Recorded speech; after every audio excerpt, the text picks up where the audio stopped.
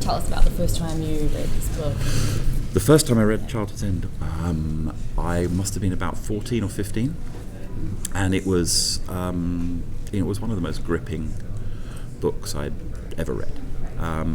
Not least because I was desperate to know what the Overlords looked like and why they were hiding from us, and what was it. I mean, as a kid, to be told we can't show ourselves, you couldn't handle it, that's the coolest thing you've ever heard in your life. So you're just going, I gotta know, and I couldn't have imagined what Clarke had decided to do with it, and or when they do reveal themselves, and so it just kind of lodged in my mind, and it haunted me ever since, that book. I mean, it just haunted me. And then 2 years ago, I was talking to a producer called Michael DeLuca, and he picked up the book and said, "Do you know this book?" And I said, "Yeah." And if you're going to ask me if I want to do it, I'm like, "Yes, please.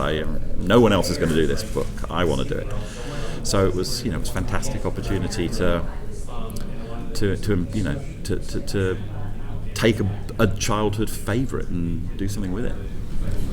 Was it daunting adapting something that is so close to you, when you had to make changes for TV? Was it difficult, or did you just want to scan the whole book in and just do that as a script, or was it difficult doing? Yeah, sometimes when we were worrying about budget and logistics, I said, why don't we just get Anthony Hopkins to read the book in front of a curtain? It'd be a wonderful experience. It's daunting to take on any book. I've adapted novels before, and I don't think this was any different. You can't be enslaved by the book.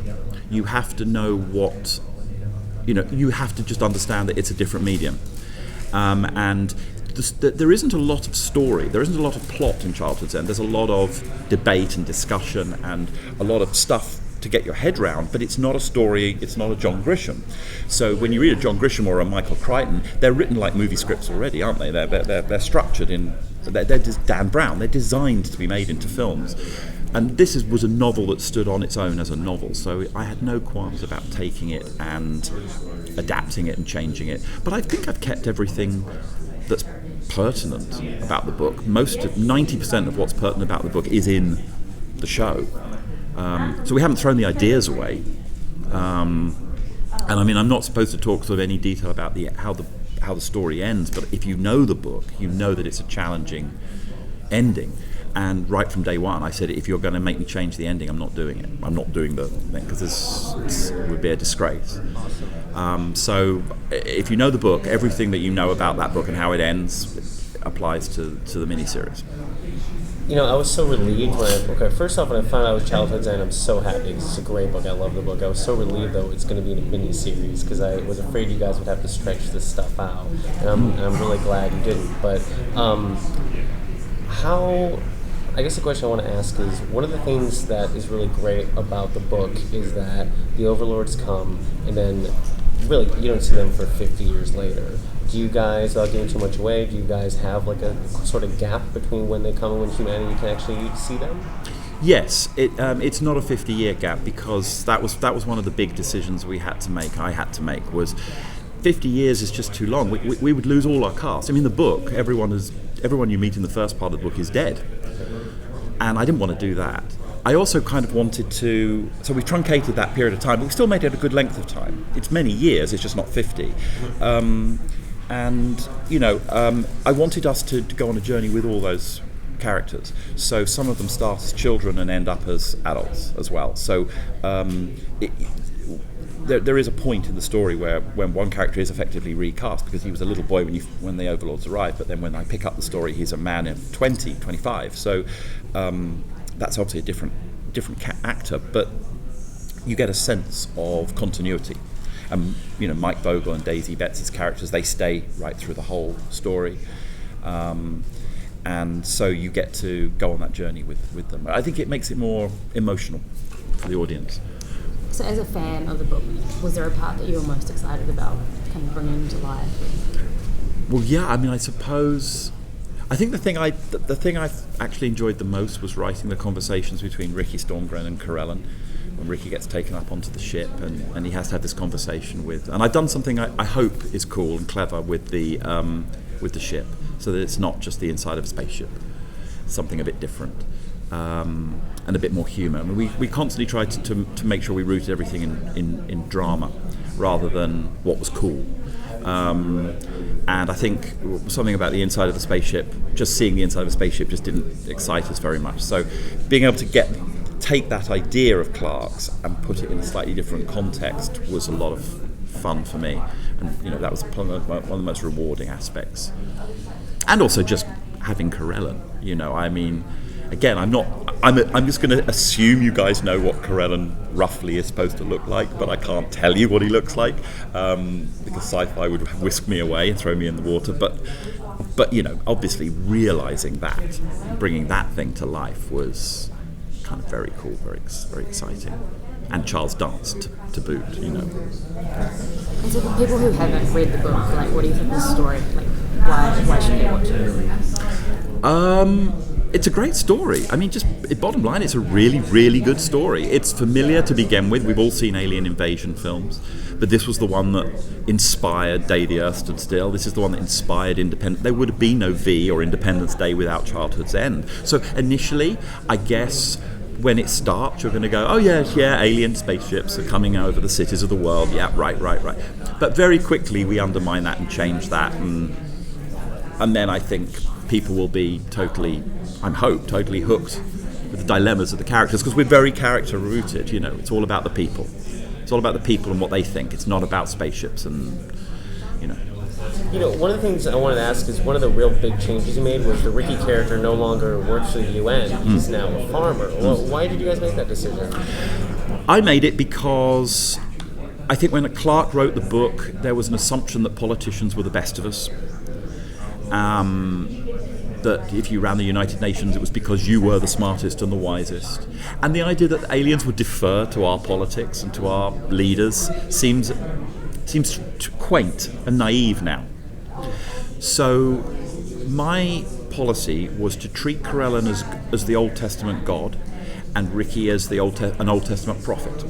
And the relationship between Corellin and Ricky is like God and a prophet. God picks a shepherd boy. He doesn't go and pick the king, he goes and picks the servant, the serving girl, or the serving boy, and says, right, it's you. And when they say, why me? He goes, don't ask me, that's because I've chosen you. You don't have to question. And so everything that we did with Ricky and Corellin was based around that kind of Old Testament God and man relationship. So Ricky says, you need the Pope, you need the Dalai Lama, you need the President. And all Corellin says is they come with baggage, you don't. And every time Ricky questions him, Corellin says, you don't need to question me. It's fine. Just trust me, it's all okay. But if you don't want to do it, you don't have to do what I say. You don't have to do it, but don't question why I'm doing it. And that was my philosophy all the way through. What did God do in the Bible here? What did Moses say about that? How did their relation? And even down to the point, there's a point where God's finished with you, and he goes, thanks very much, bye. And the prophet's left going, but I thought I was special. Yeah, you're great. Well done, you played your part. Bye. And the prophet is left feeling exposed and let down. So we do that as well. Do you know if Clarke had, is this project pretty new, or did he know that this was someone was wanting to make it? Arthur C. Clarke? Yeah. Well, I mean, they've been trying to make it as a movie for years. I mean, I think probably since he wrote it, they've been trying to make it.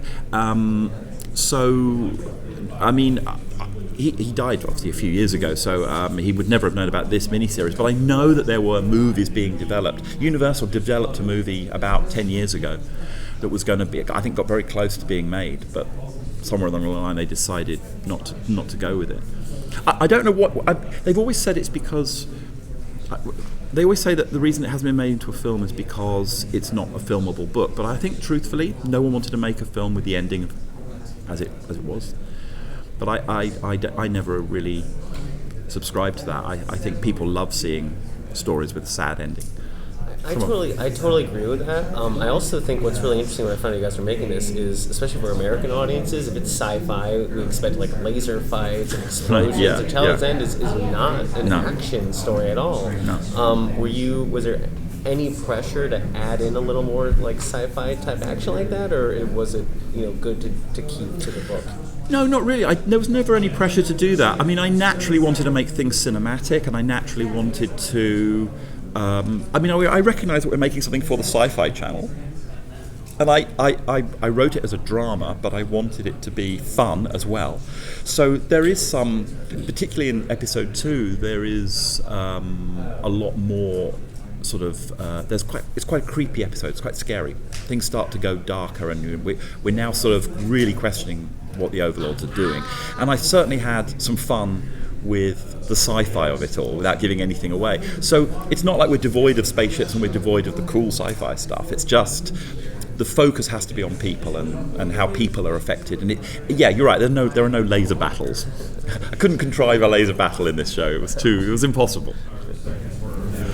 So when you said that people thought that this was unfilmable, or not really something that should be brought to film. I mean, what's been the best thing about bringing it to film that maybe? Oh, it's just, I mean, being able to see his ideas, Arthur C. Clarke's ideas on the screen. I mean, I see everything through the prism of filmmaking, and to see this book. I hope we've done it justice. I think we have, but you can never be sure. But I think it's just so satisfying to see Corellin live and breathe and talk with the voice of Charles Dance. I mean, that's just so cool, and he's such a fascinating character, and Charles has done such an amazing job with it. By not trying, I mean, his performance is so controlled, so almost low key, because he's in so much prosthetic that he doesn't want to be too melodramatic, And that was just so exciting, so thrilling seeing that on the screen. It's funny, I have so many questions because I love this book so much. One of the things I want to know was, one of the great moments in the book is the aliens, they don't often interfere with mankind too much, but there's a great scene with the bullfighting where they basically end, any kind of cruelty to animals. Are there going to be any moments like that? Well, we talked about the bullfighting scene a lot. Of course, the problem with the bullfighting scene is that there is no bullfighting anymore. I mean, there is, but it felt very anachronistic to put that in now. In the 50s, it felt more. But yes, we do have stuff.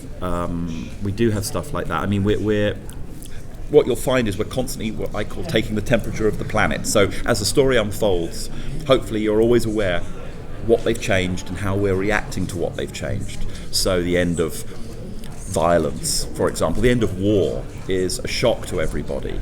But they don't cure everything overnight. So then you'll see how Corellin empowers Ricky to deal with starvation and the lack of food and resources. The fact that all the resources in the world exist to feed and clothe and water everybody, but 10% of the planet have 90% of it, and the other 90% have none of it.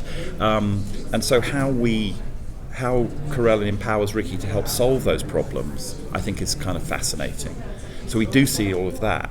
At least we see it sort of illustratively. I mean, you can't get into there'll be so many questions people will ask, like, well, can you feed the whole of Africa? Can you solve the whole African situation in a week? And you say, well, no, of course you can't. But you can imply how they're going to solve it, and then you have to make the assumption that they then go on and do solve it, I noticed when I was reading down the character list that Jan wasn't there. He had one of my favorites. Oh, he is. He is there. Yeah, he's just called Milo. The thing is, we had Ricky Stormgren, kind of Scandinavian name. We had Jan Rodricks, and I began to think it felt all a bit Scandinavian. And I said, look, do you mind if I changed Jan to Milo? So Milo Rodricks he's absolutely there. Because he's such a great part of the book. He's the silver thread. We start and end with him. Okay, great. So he's there right the way through the whole story. So yeah, we haven't lost him. Did you go down while they were filming? I was there the whole time. Yeah, I was in Australia for 6 months. It was a long way away. It's amazing. I mean, the crews down there are fantastic. And what you get with Australia is you get different landscapes, you get different cities look different. So we found a lot of new locations and places we hadn't filmed, environments we'd never filmed in before. And we managed to find places that are like South Africa, so we could have the stuff with the Boyce Institute in Africa. And we found places that look like New York, and we found places that look like Washington, and places that look like India, and places. I mean, it was just fantastic for us. And New Athens is all Melbourne. Melbourne is now New Athens. I know you can't talk about what the Overlords look like, but I've read the book. you guys think that you were able to adapt it fairly close to the book, or? Yeah, they are. They're what you read. Yeah. Awesome. Yeah. Fantastic. All 10 feet of them. Oh, that's great. Yeah. That's so cool. Yeah. Now that was a big challenge. That's a big technical challenge, is bringing the Overlords to life and making it, affordable and credible, and but they are exactly what you read in the book. Yes. And so were you involved with the casting at all? Yeah, absolutely. Yes. Did you go after these people? Yeah, we did, very much so. I mean, it was a very casting sometimes on shows can happen very last minute. So we were casting right up until the moment we started shooting. In fact, we wanted Julian McMahon, but we didn't even confirm Julian until after we'd started shooting. So, it was quite hairy.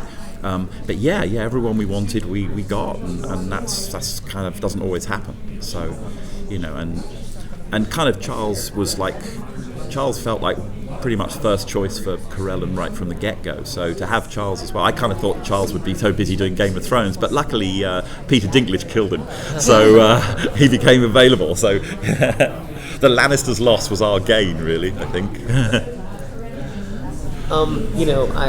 One of the great things about the book is that the Overlords technology is like bonkers. Like, it's so like advanced. I don't know if you can talk about much of stuff, but one of the things they have in the book is like basically a TV where you can kind of see into the past. Do you guys have anything like that? Yeah, we tried. We filmed it. We filmed this idea, and it didn't really. If I'm honest, it didn't really play. We didn't get it. It was really difficult to. But they show them the birth of Christianity.